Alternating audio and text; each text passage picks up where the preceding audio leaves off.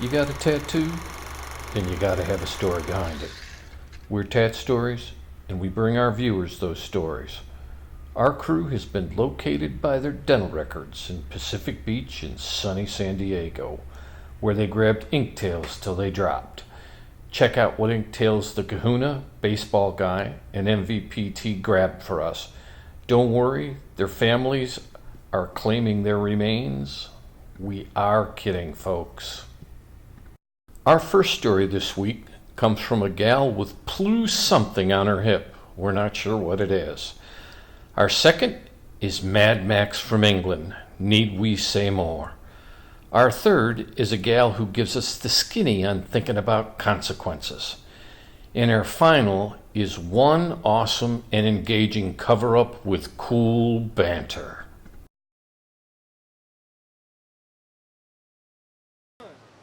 Baseball guy here with Sydney. Sydney, what brings you out to the beach today? Honestly, just the beach.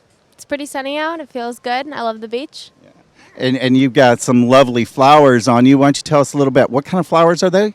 They are Plumerias. Okay, and did you get that tattoo in one sitting? I did, yes. And how long did that take? It took about 4 hours. And how much did it hurt? It hurt like a lot. A lot. Not gonna lie. At all. It hurt a lot. And did you get that done here in San Diego? I did not. I'm from Santa Cruz, so I got it done in Santa Cruz. Okay. And does your family know about this? What do they think about it? They do know about it. I got it done when I was 18. My mom was like, if you're going to get a tattoo, get it for you, have a meaning. So I got it for me. What do guys think about the tattoo? They like it. I think they like it, hopefully. I also don't care. So, it's for me. Absolutely, and that's the way it should be. Do you have plans to get another tattoo? I do. So I'm planning to extend this Plumeria probably to more of like a palm tree and then a wave, kind of more of like a Hawaii setting thing, yeah. Awesome, you're going to put like a little sun up there, a little wave maybe? Yeah, pretty much. Okay. And just kind of go up the side or go into the back, go into the front? Yeah. So I'm planning to go up to the side, up to my rib cage, down on my leg. I have to find a tattoo artist for that, but I'm planning on doing that. Okay. Well, Sydney, when you get that done, we'd love to see how it grows and talk to you a little bit more about that. Thank you for your time today. Oh, thank you. All right. Awesome. Baseball guys out. Bye.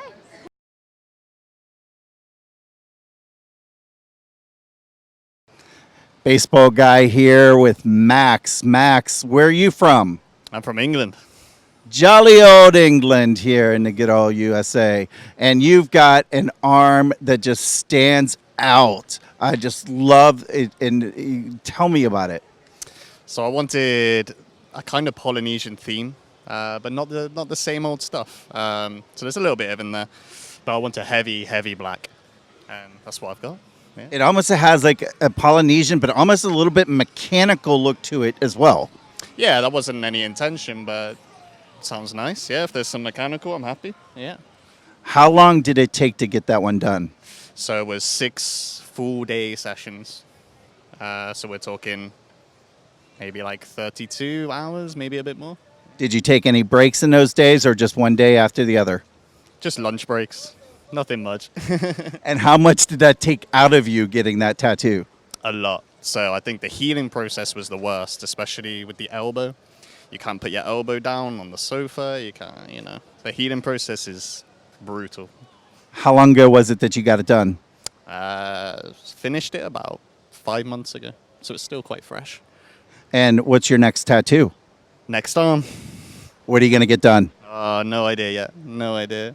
Hopefully get some help from an artist or, might do the back. Was it a local artist that did this or who did your arm? So his name is Ginger Phil, and he's local to Bath in the southwest of England. Awesome. So if you're in England now, you know someone can do some awesome work, man. Well, Max, thank you so much. It's been a real pleasure. Thank you. Baseball guy out.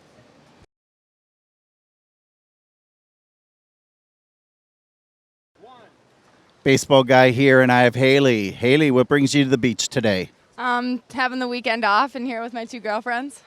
Awesome. You live here local? Yeah, I live right down the street. All right. Well, PB is definitely the place to live. A lot of great tattoo shops. I see you've got a couple fresh things of ink here. Why don't you tell us a little bit about this eye on your arm? This is the all-seeing eye. I got it just because I really believe in spiritualism and stuff like that. I think it was a cool design. And yeah, I just love tattoos, so I thought it was cool. Did you get it done here in PB? Yeah, I got it at Funhouse Tattoo, right on Garnet. They do a good job? Yeah, definitely. The guy was awesome, Brent. Does Brent do the other one here Yeah, too? we did both of them at the same time. Okay, so think twice. Tell me what's the significance behind that wording? My dad always told me and my brother when we were growing up to think twice before we did everything. Said to think once first, just doing whatever you're going to do without any consequences, and then think twice about doing it with all the consequences, and then ask yourself if you'd still do whatever you're going to do. So what did Dad think about the tattoo? He doesn't know. Neither of my parents know because they're in Massachusetts, so it's kind of on the DL for now. All right, so Mr. and Mrs. Haley out there in Massachusetts, your daughter got a think twice tattoo, but she's thinking of you, Dad. I thought twice about it, don't worry. What's your next tattoo? I'm not sure yet. Still thinking, but it'll be soon. Awesome. Well, Haley, thank you so much. You have a wonderful day hanging out. Nice to meet you. Take care.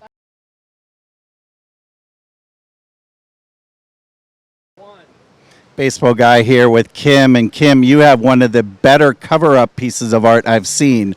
Tell me a little bit about your original ink there and then what you did to cover it up. So the original ink was a small little betta fish with like a couple of little bubbles. I got it when I was 18. I was a freshman at University of Arizona. I was a 10-meter platform diver, and I'm a Pisces, so I'm a fish. So I had a little fish. It was my first tattoo. I loved it, but I hit about the age of 35, and you're a little older, and I had hips now. So I needed to get a different tattoo that kind of lined up with like, my musculature, my own body frame. So I ended up wanting to I knew it was going to be a bigger piece, and I decided I'd be a canvas for somebody. I wanted to stay with a fish. I found somebody whose like Japanese art and koi that I'd seen I really liked. So I let him know, he could choose pretty much colors, just run that by me and what I wanted. He put together a beautiful koi, and that's where it started. So we started with the koi, and then that turned into adding the seahorse, being one of the rarer marine animals, if you will. So I really like that one as well. And then both of them kind of have that beginning transformation into the dragon, because I've always liked this part, like the meaning behind, the dragons represent more along the sides of like wisdom, that side of power and strength, not the like fire-breathing, hoarding treasure part, but the other part of the myths and legends, both from Eastern and more medieval European. But that's how it started, and it kind of became a 3-piece work and way more money than I should have spent, but I love it. So How much did you spend? with tip, it would have been like about $900, close to $1,000, about $300 a sitting. I think one was about $350, one was like $250, but it averaged out. The third part was the side piece. We kind of did the front, and then we did the back, with the idea that you can always have some side or two to be able to sleep on, because they do take time to heal and bruise and make a great big giant mess of sheets, but it was worth it. Absolutely. And it's money well invested, because that thing doesn't go away unless you decide to cover that up, and I hope you're not going to cover that one up. No, the most I would do is add color, because I'm already olive complected, so I don't hold color quite the same way, and I'm not good about it. I'm in the sun all the time. I live in Phoenix.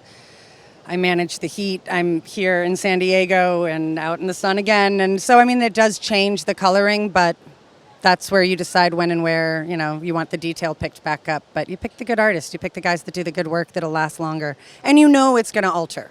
I think that's something some people get into with a tattoo, is that it'll always look the same. And it's like, well, it's your skin, which changes. So maybe not exact, but that going in. I have tattoos on my feet. I know they're not going to have the same longevity as the one on my torso. But it's art. It's part of the life, part of the journey, right?